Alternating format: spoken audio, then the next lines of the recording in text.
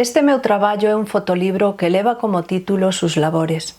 Trátase dun homenaxe a miña nai, que sempre tivo no DNI como profesión sus labores, e parte do que eran os seus labores é o que aquí vos vou mostrar. Miña nai conta con 94 anos e vive conmigo.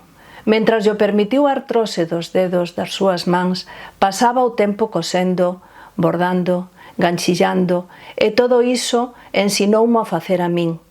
Agora, coas miñas mans, confecciono este libro. Esta tea é de liño cultivado por ela e a miña avoa na súa pequena aldea, San Martiño, na provincia de Ourense, raiando con Portugal no concello de Baltar, onde vivían e onde tiñan as súas terras.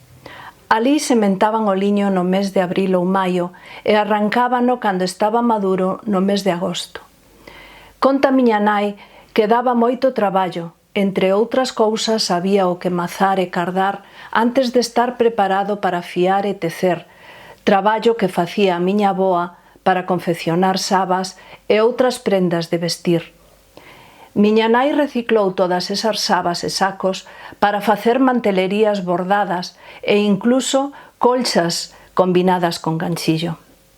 A tea coa que está feito este traballo era unha destas sabas que aínda se conservaban desde entón. O título do fotolibro bordeino na bolsa que o contén con restos do fío de bordar que ela usou en algunha ocasión, a punto de cadeneta, e adorneino con dúas florciñas de ganchillo, tamén cos seus fíos.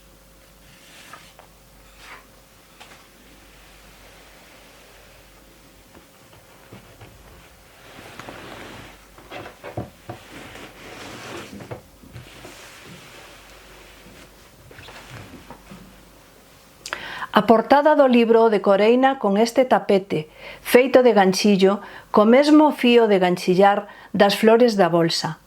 Usei sempre, tanto en bordado como en ganchillo, os fíos dela. Unha vez rematado o tapete, plancheino e cosino con fío de coser a tea da portada con puntadas invisibles.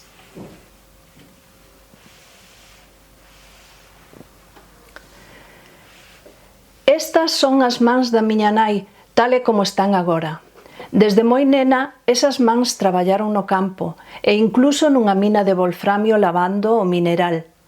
Eu recórdoas lavando a roupa dos seus 4 fillos nas augas frías en pleno inverno e botaba unha crema nos dedos porque sempre os tiña con gretas. Hoxe están coidadas, pero inutilizadas pola artrose.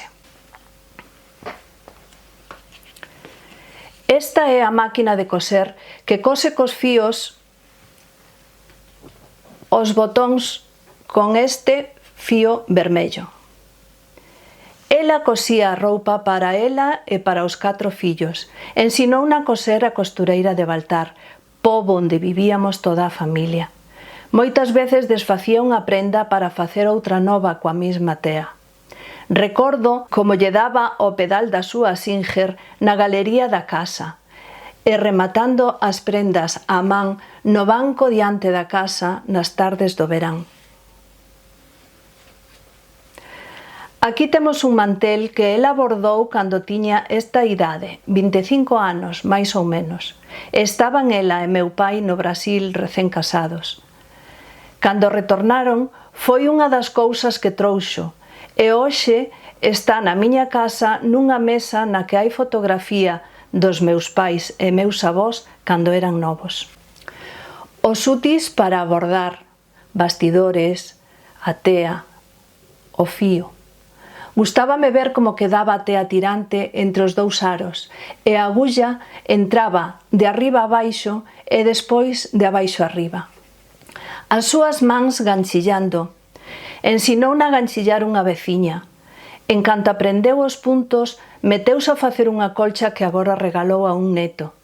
Era hipnotizante ver a velocidade a que se movían os seus dedos. Os seus tapetes de ganchillo. Unha puntilla que fixo a unha saba.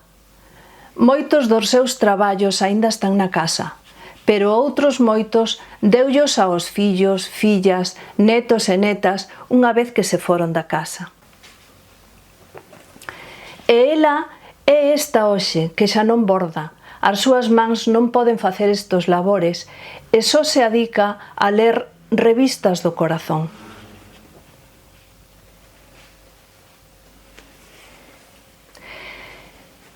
E por último, estas son as súas mans e as miñas, unidas, simbolizando esta maneira de traballar.